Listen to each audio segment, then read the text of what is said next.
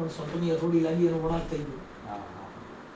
એટલે રવિરામાએ કીધું બાપુ કે વાણી અમારી ફીર ગઈ, અમારી વાણી ફરી ગઈ, વાણી અમારી ફીર ગઈ, ઓહી તન ન હોય દે, આનો આ દેહ આની આ કાયા આ બધા આવો ના આવો હતો, વાણી અમારી ફીર ગઈ, ઓહી તન ન ઓહી દેશ. અરે બાપુ ખારી હતી એને મીઠી કરી નાખી, જેને મળી ગયા સદગુરુના ઉપદેશ, જેના હાંભળ્યો હંભળાય નહીં, આવ્યો હારો નહીં, એલા ભાઈ સંધિયા જાય તો હારો, એવો માણસ એની વાણી ફરી ગઈ, જેનું વર્તન ફરી ગયું છે, એનું જીવન ફરી ગયું. અરે બાપા ખારું હતું ને મીઠું કરી દીધું, જેને મળી ગયા ભાણના ઉપદેશ.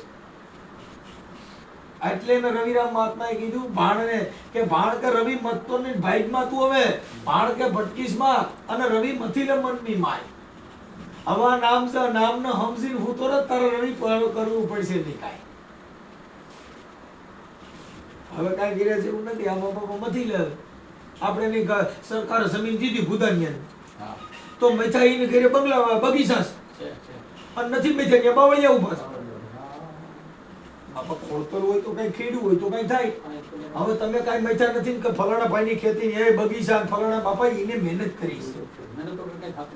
આ નામ હમજા ને તોય અમુક ઉતાર્યા એને ત્યાં બાવળિયા જ કર્યા છે. એટલે જીવણ બાપાએ કીધું જાગ જાગ મન ક્યુ સુતા, જાગ્રત નગરીમાં સોરની આવે જખ મારે ગસમ સુતા.